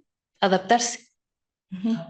Te una cosa, eso que estaba hablando ahora de Anita y lo que dije anteriormente. Si nosotros analizamos profundamente la palabra desastre natural, natural es de la naturaleza, o sea, biológicamente, visto biológicamente, son los fenómenos meteorológicos. Y desastre, la pregunta es, ¿para quién es un desastre? Entonces ya esas palabras desastre natural te está indicando de que es socio natural. Porque para la naturaleza no significa un desastre, fue por lo que expliqué anteriormente. Está demostrado biológicamente que estos fenómenos son necesarios para la naturaleza. Sí, que tiene una capacidad para amortiguar los efectos. O sea, la naturaleza está diseñada para eso, para que esa lluvia pueda ser, pues el problema es que cuando intervenimos, lo otro que lo dice Giddens, ahí sí me sale el sociólogo, ustedes disculparán, lo que dice Woody Giddens es que el problema es que vivimos en un mundo en donde la naturaleza también es una construcción social, o sea, ya la naturaleza ya no es naturaleza, ¿no? Entonces, lo que por ejemplo, decías, pasa eso por varias razones. Una de ellas es que en las partes altas ya no se infiltra el agua, esa corre y llega a lugares donde o antes llegaba o no llegaba o llegaba muy poco. Lo otro que también, digamos, y perdónenme, en verdad, yo no soy no soy pesimista, pero soy un desastrólogo profesional, y ¿en qué sentido? Que, por ejemplo, esto que tú decías, lo vimos en Ciudad Valles en una tesis de una chica que lamentablemente no la terminó, pero empezaron a hacer eso, la mayoría a poner bordos, ¿no? ¿Qué pasó? Que las colonias o las manzanas que antes no se inundaban, ahora se inundaban. Porque los bordos impidieron que esa agua que tenía cabida en las casas, ahora se fueron para otra. Entonces, por eso les decía que los fenómenos es un proceso de interacción muy interesante, porque terminan transformando cómo se manifiesta el fenómeno, pero también construyes vulnerabilidades a otros sectores, que ese es el problema. Seguimos pensando sectorizadamente, diciendo, es que ellos atiendan su inundación. No, es que probablemente mañana te va a pasar a ti, porque ellos están tomando cartas en el asunto, y si tú no tomas cartas en el asunto, a ti te va a llegar por rebote, ¿no? O sea, eso es perdón, a mí me encanta mi tema y me gusta porque me permite ver todas esas variaciones, y por eso siempre digo, el riesgo nunca se va a eliminar, nunca puede ser una ecuación donde el riesgo es cero. El riesgo siempre está constantemente modificándose, y tenemos que estar los investigadores y los encargados de riesgos y desastres, estar pensando en esas modificaciones del riesgo, porque lo que está en juego es la seguridad, la vida y la integridad de las personas. Dairon, ¿quieres solamente... la palabra? Sí, yo solamente quería agregar breves cosas, y ya entre Raúl y el doctor lo comentaban. Y yo me ponía una pregunta y yo decía, bueno, ¿dónde viven las personas? Y yo creo que en la medida que la sociedad ha evolucionado hacia el desarrollo, ha involucionado hacia lo natural. Entonces nos creemos que vivimos en espacios sociales donde la naturaleza es un componente secundario y, exacto, muy bonitas las plantas, vamos a sembrar un jardín, pero no para tener un espacio natural, sino para embellecer quizás la estructura que construimos donde antiguamente había un caudal de río y nunca lo supimos porque no nos interesaba. Entonces es curioso también cómo hemos involucionado en ese sentido. Yo recuerdo que yo tenía una profesora de geografía cuando estaba en la secundaria, ella nos decía, la sociedad, con tanto que sabe, con tanto que aprende, involuciona. O sea, tanto desarrollo no nos lleva hacia un espacio seguro. Al contrario, nos está haciendo tontos, porque no nos hace ver, a menos de que sea muy bueno, sea muy positivo, y por supuesto nos está negando el desarrollo que ha alcanzado la humanidad, pero en otros aspectos nos ha hecho totalmente analfabetos y desconocemos, o el desconocimiento de ciertas cosas nos lleva a este tipo de fenómenos. Yo soy licenciado en comunicación y quizás lo veo un poquito más desde mi área del conocimiento, y yo me pregunto, ¿no? ¿Cómo se divulgan estas cosas? ¿Cómo nosotros podemos ser capaces de llevar este mensaje, que además no es un mensaje utópico, es una realidad porque ha ocasionado, pasó en Chalco, los desastres socionaturales ocurren todos los días, aunque no lo sepamos, están ocurriendo inundaciones? ¿Cómo la población puede saber que está en una zona vulnerable? ¿Cómo puede saber qué hacer en caso de este tipo de fenómenos, ¿no? ¿Cómo lo comunicamos? ¿A través de qué? Sí, porque la defensa civil llega un día en el momento que ocurre el desastre natural, socionatural, pero luego, o sea, ya yo vivo y si nunca pasa, no me entero o no aprendo. Y puede ser un problema que vamos a seguir arrastrando a lo largo de toda la vida. Yo creo que un punto importante es la planificación oportuna para la prevención de desastres socionaturales. Pero ¿quién participa en esa planificación oportuna? Los políticos de carrera. Y digo de carrera porque un día deciden emprender una carrera política, pero que llegan allí por un beneficio y se olvidan de muchas cosas, y es más fácil saber dónde poner 20 pesos o dónde no poner 20 pesos, o priorizamos cosas que nuestra campaña política la beneficia o la pone aquí, pero otras cuestiones importantes no. Entonces, el papel de las instituciones también está siendo desplazado porque no son capaces de asesorar adecuadamente a los decisores que tienen no sé, la autoridad para decidir dónde sí y dónde no. Lo otro es la participación de la comunidad científica. Cómo la comunidad científica, además de las instituciones científicas, se involucran en las decisiones de los principales espacios de gobierno, instituciones públicas y demás. Porque sí, en la academia se produce ciencia. Eso nosotros no lo estamos negando porque aquí se está produciendo ciencia. Pero esto es un grupo aislado de personas con un potencial enorme, pero los políticos desconocen lo que de aquí se está hablando, o lo desconocen o lo ignoran, o ya sea a propósito o como ellos decidan hacerlo. Y lo otro es la sistematicidad en la elaboración de actividades de prevención. yo recuerdo en Cuba cuando, o sea, se podaban los árboles o se limpiaba el alcantarillado, era cuando venía un huracán. O cuando ya, bueno, pero el huracán es algo predecible, que lo podemos ver, va por aquí, va por allá y lo podemos predecir o pronosticar. Pero trabajamos por contingencia. Y en un huracán vamos entonces a limpiar y a podar. O sea, no hay una sistematicidad tampoco para ver todo este tema de la gestión de riesgo, cómo se gestiona el riesgo, cómo podemos identificar áreas vulnerables. Aquí tú no puedes construir tu casa porque aquí hubo un caudal de río y hay una alta, bueno, construir un parque. No puede ser una casa, pero bueno, una plaza que pueda libremente correr el agua. Yo creo que son cosas que finalmente desembocan a la elaboración de políticas públicas, que lo decía la doctora Fensant, en diseñar políticas públicas para poder tratar políticamente de estas cosas. Ante la carencia de instituciones o la poca fortaleza que tengan las instituciones para promoverla, bueno, las políticas públicas que se encarguen de cierto modo de dibujar un escenario de prevención, de concientización también a la sociedad, porque si no concientizamos, no comunicamos, no enseñamos a los niños, es increíble porque los niños van a estar sentados aquí en algún día. ¿Y cuándo se lo vas a enseñar? ¿Cuando lleguen a la universidad? No, si cuando llegan a la universidad quieren tener una casa de 2 niveles, carro y vivir en una sociedad totalmente urbanizada. Entonces, hacia eso también hay que todas estas cosas enfocar también en decisiones que son las políticas públicas, a través de políticas públicas. Raúl, ¿quieres intervenir? ¿Alguien más está pidiendo la Profe, palabra? una cosa última. Desastrología. Ah, caray. No, nosotros, quizás para sorpresa del doctor, nosotros dimos esas asignaturas en la carrera, en ingeniería, pero no visto desde la perspectiva social. Y a nosotros el profesor nos decía, desastrología, ¿no? Desastrología, sí. No existe, pero... Yo nunca la vi estudiarla. Nosotros dábamos desastre. Era una asignatura que se llamaba desastre. Ahora, nosotros lo veíamos desde una perspectiva natural. Yo recuerdo que el profesor, incluso la bibliografía que leíamos nos decía, la naturaleza habla. Ahora, el tema de construir, por ejemplo, yo soy ingeniero agrónomo, de llevar a cabo ganadería, llevar a cabo construcciones X de industrias en ciertas zonas.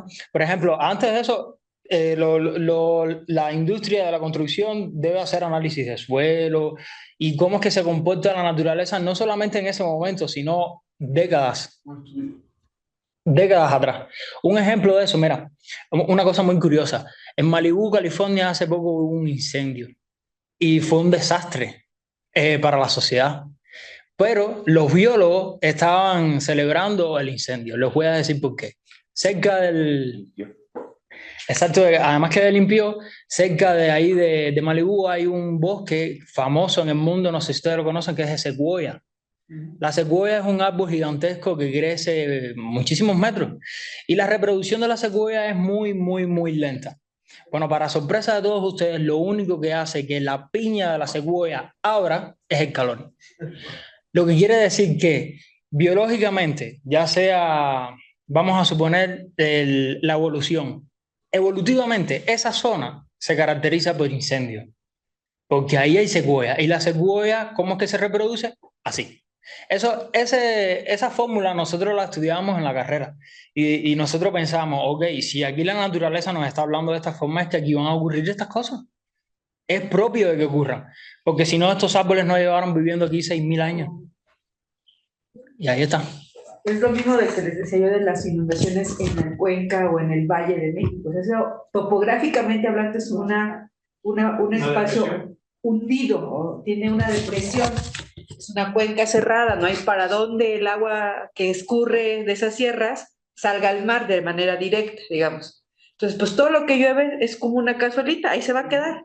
Solo que con la infraestructura urbana de hoy en día, pues lo que decimos, topa el agua, ya no deja que se evapore como normalmente lo hacía o en otros momentos lo hacía, que la vegetación que había en esos espacios la absorbiera o que los mantos acuíferos se recargaran con ese exceso de agua, digamos, ¿no? Entonces, pues sí, están esos bosques por alguna razón y se reproducen así por alguna razón. El tema es que llega el hombre y altera. No entiende. Y entonces, como decías, el desastre es para la humanidad. Los ciclos naturales, los procesos naturales bioquímicos del planeta tienen una lógica de que ocurran, o sea, es para que el planeta se autorregule, ¿no? El tema es que nosotros hemos desajustado esos procesos y por eso pasa. Por ejemplo, te decía Jorge, no sé si lo quiera platicar. Ahorita todo esto de la influenza aviar y hay un montón de enfermedades de animales y de plantas que por el cambio climático se están exacerbando. Plagas que no tendrían que estar en ciertos lugares existen o han ido avanzando en la tierra, ¿no? Por ejemplo, aquí en San Luis Capital, por ejemplo, en esta parte de San Luis no había dengue hace una década, por ejemplo, porque el clima para el dengue no era el adecuado. Hoy hay casos de dengue en la ciudad de San Luis Potosí, por ejemplo, ¿no? Otro tipo de plagas que se dan, pero ha sido a raíz de todos estos cambios climáticos que se están generando condiciones para que las plagas desarrollen. La movilidad humana, el hecho que vayas de vacaciones a Cuba, de Cuba a Miami, o los mexicanos al Caribe y los del Caribe vienen a las zonas desérticas a explorar, a hacer toda esa movilidad humana que hay alrededor del planeta también se vuelve una manera de estar compartiendo bichos de todo tipo, ¿no? Entonces, definitivamente nosotros somos los que hemos alterado esos procesos y que la naturaleza de manera natural hacía que se autorregulara el planeta y pues llovía donde tenía que llover, se incendiaba donde se tenía que incendiar. Los terremotos o los sismos ocurren en tiempos geológicos. Los sismos, nosotros el tiempo que duramos en esta vida, somos nada en términos de tiempo que estamos. Esos han ocurrido y van a ocurrir, son los que han formado el planeta y van a estar ahí generando o dándose, ocurriendo, solo que nosotros hemos hecho que, por ejemplo, en México o en San Luis, la subsidencia por la extracción intensiva del agua, aceleremos o demos pie a procesos que a lo mejor no nos hubiera tocado ver si la humanidad no estaba ahí, ¿no? Entonces, pero es eso, ¿no? Todos estos procesos de desastres o de daños que se dan es porque una vez que ha intervenido el hombre, pues ha generado esas alteraciones en los procesos naturales. Yo creo que la humanidad vino a hacer un muro de contención para muchas cosas naturales. O sea, hemos inventado vacunas, hemos inventado medicamentos, hemos inventado tanto para animales como para personas, y lo que quizás para poder, la autorregulación propia del planeta, poder mantener un ciclo natural de las cosas, una estabilidad normal de las cosas para el consumo, la producción y demás, hemos creado barreras, muros que han retenido o han de cierto modo aguantado el ciclo natural de las cosas, para decirlo de algún modo. Quizás las aves tenían que morir en algún momento, para eso también. Pero exacto, la COVID-19 cuando vino, era un mecanismo de autorregulación, pero está el ser humano innovando y crea una vacuna. Entonces seguimos sobrepoblando, o sea, yo no estoy diciendo que pero es lo que o sea, perceptiblemente podemos decir, la percepción que tenemos es esa, es que somos el cuerpo extraño en el planeta, o sea, somos lo que le estamos haciendo daño al propio planeta. ¿Y es donde vivimos? Y no hay otro, que es lo más triste. Así es. Ale Silva, ¿andas por ahí? ¿Alguna cosa que quieras agregar? Hay una persona al final con cubrebocas, no sé si quiera. Soy yo, profe Daniela. Daniela, ¿quieres agregar algo? No, todo bien. El debate me ha parecido muy, muy enriquecedor. Muy bien. Vi que abrió otra persona la puerta, pero no, yo creo que no está. El ingeniero Micalco por ahí no está. Bueno, muy bien. Pues no sé si alguien más quiera decir algo, agregar algo. Bueno, miren, a mí me preocupa también lo que dijo el doctor Jorge Damián y lo que he trabajado durante muchos años, que es la cuestión de la seguridad alimentaria con estos procesos naturales, ¿no? Todo mundo, pues es una cuestión de doble filo. Por una parte, pues hemos construido una forma de dieta occidental que no corresponde necesariamente a nuestros pueblos neoriginarios y ni siquiera a nuestras formas tradicionales. Pero además hemos sido muy, muy laxos en ver cuáles han sido los problemas que eso ha generado, más allá, por ejemplo, en el caso de México, de la obesidad, el segundo país del mundo con obesidad, con una obesidad mórbida severa. Yo creo que también está el hecho de que seguimos con una lógica de alimentación que va en el interés de las compañías, de las grandes transnacionales, que son las que dictan los patrones de consumo. ¿A qué voy? Por ejemplo, a mí me parece terrible que en medio estado de Puebla se dedique a producir papa cuando sus suelos no necesariamente son para producir papa durante años y años y años, porque así venden, me imagino que a Sabritas y a una serie de firmas transnacionales. Entonces yo creo que eso también tendríamos que verlo y también tendría que haber una política pública al respecto.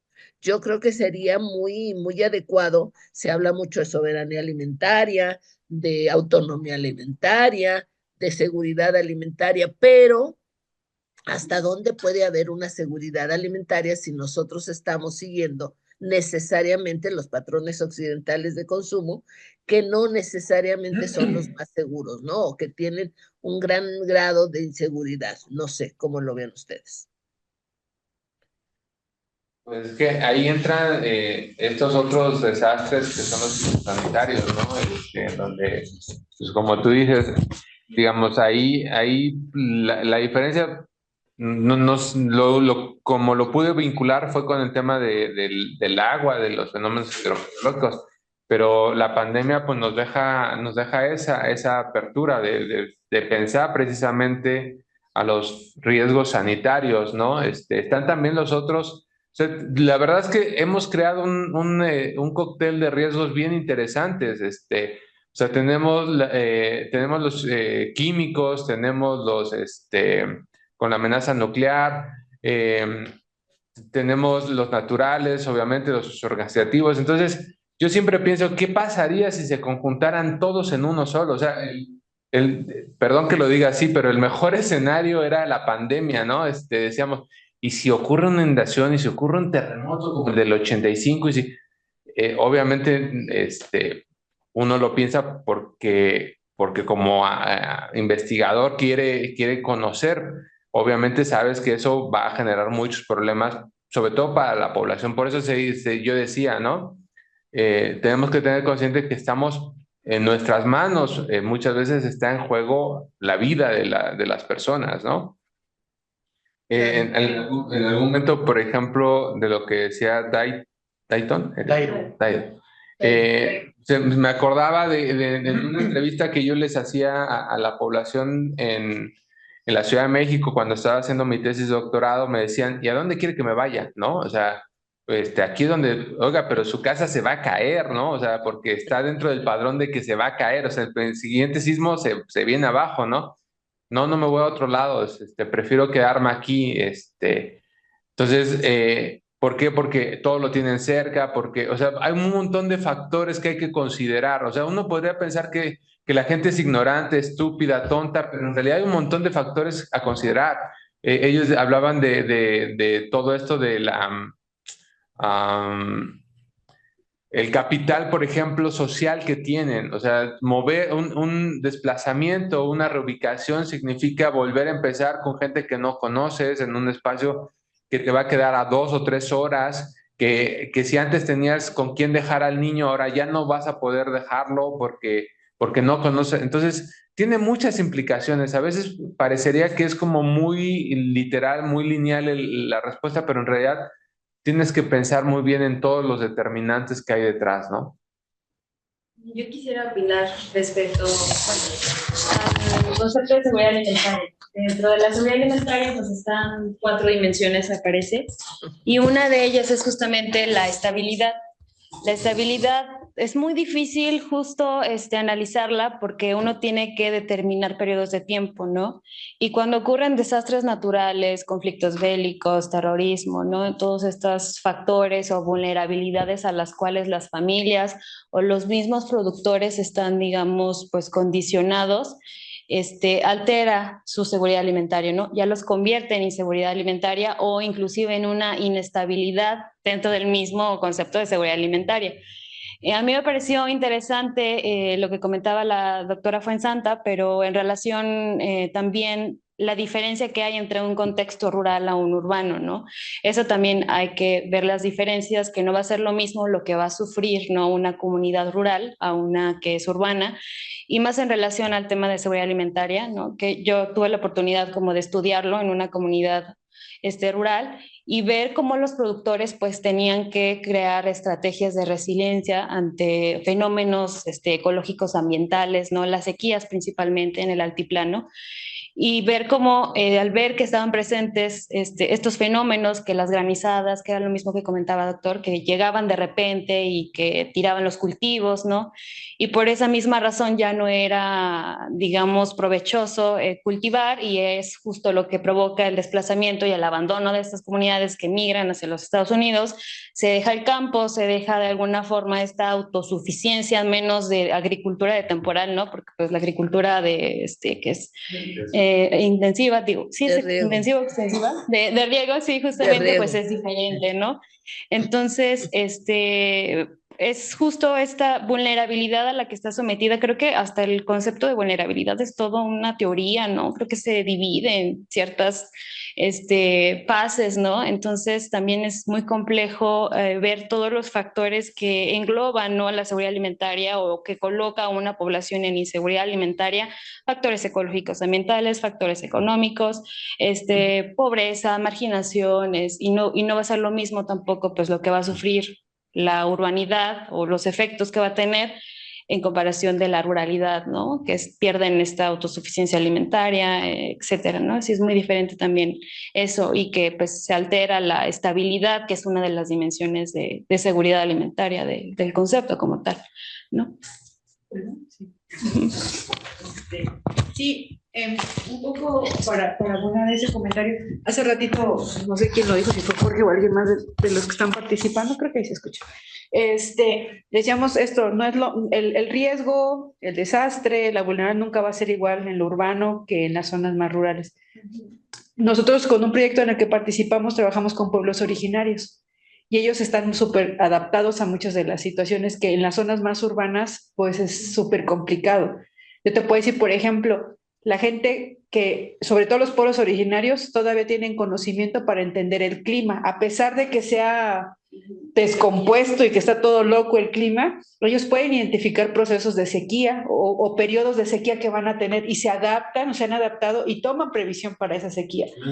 Exactamente, exactamente. O dicen, este año va a ser muy lluvioso, tengo que empezar a sembrar antes. O sea, ellos están súper adaptados, porque tienen una relación con estos procesos naturales de otro tipo que en las zonas urbanas la hemos perdido. Hay gente que sabe leer las nubes, que te dice si va a llover, si va a granizar, si es neblina, si solamente... Mi abuelo decía espantaflojos, ¿no? Ahí viene la lluvia, el tormentón.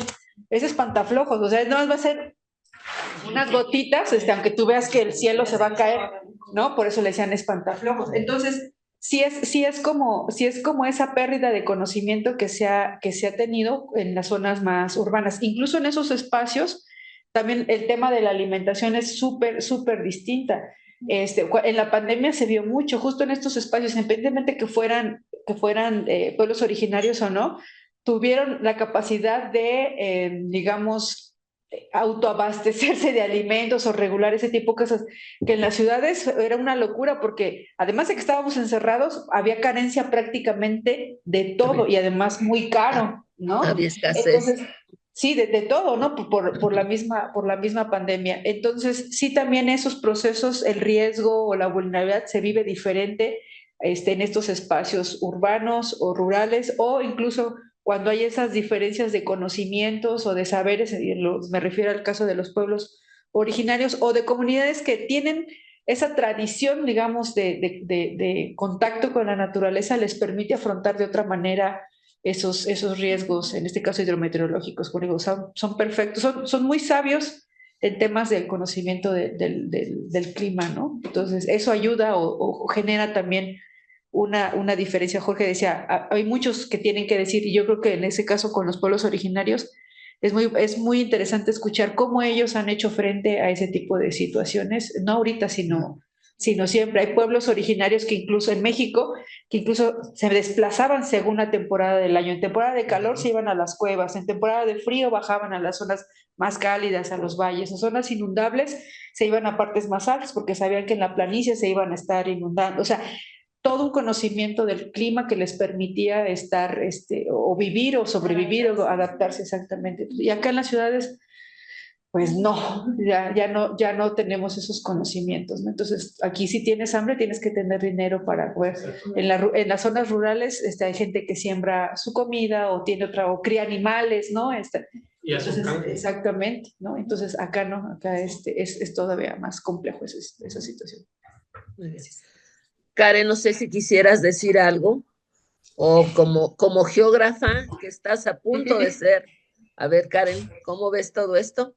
Los geógrafos. Bueno, No, creo que geografía humana. algo que podría ayudar mucho a la prevención son los sistemas de información geográfica y el reordenamiento territorial. Como ordenamiento territorial, creo que es muy poco ya factible porque pues ya está la ciudad, pero el reordenamiento es lo que nos podría ayudar. Sin embargo, la poca articulación que existe entre academias es lo que nos está, como que no nos hace ver un panorama general, ¿no? Por ejemplo, en geografía existe la humana y la natural, aunque se supone que como geógrafos tenemos que tomar en cuenta un triángulo, que es el natural, social y el económico. Pero si se habla de desastres naturales, los naturales están viendo como sus cosas, ¿no? Pero los sociales sí es cuando decimos, bueno, el desastre no es natural, sino social. Y pues sí, ¿no? Y también la poca divulgación que existe de la ciencia. Creo que o sea, es que la sociedad tiene que ser activa y tiene que saber qué es lo que está pasando. Porque los políticos desafortunadamente solo viven lo que les toca y pues tienen como esta base, pues sí, ¿no? O sea, ellos viven bien y esto, entonces sus leyes son como, o sea, realmente no están, son como distópicas, ¿no? O sea, no sirven para lo que está viviendo una sociedad en la que se inundan sus casas, en las que tal vez sus casas se vayan a caer por los sismos o estas cosas. La verdad no tengo mucho que decir, pero sí, yo creo que los sistemas de información ayudarían mucho. ¿Cómo no? Claro que sí. Claro que sí, Karen. Bueno, no sé si alguien más quiere intervenir. ¿No? Bueno, pues entonces con esto daríamos por concluido el seminario sobre seguridad y desarrollo, siempre agradeciéndole al doctor Jorge Morán todas sus reflexiones en voz alta. Él lleva efectivamente muchos años trabajando en estos temas. Yo considero que es uno de los grandes especialistas que ya tenemos en México y en San Luis Potosí, y de vez en cuando debería dar algunas pláticas extramuros, sería muy sano para todos. Y bueno, agradecerte, decirles que pues este es un espacio abierto para todos los que quieran participar. Serán 2 sesiones durante el primer semestre de este año y 2 sesiones durante el segundo semestre de este año. Jorge, pues lo único que me resta es que nos digas cuando salga finalmente esta publicación para difundirla ampliamente, porque yo creo que está en el mejor interés de todos proteger esta casa común. Muchas gracias y buenas tardes. Buenas tardes. Buenas tardes.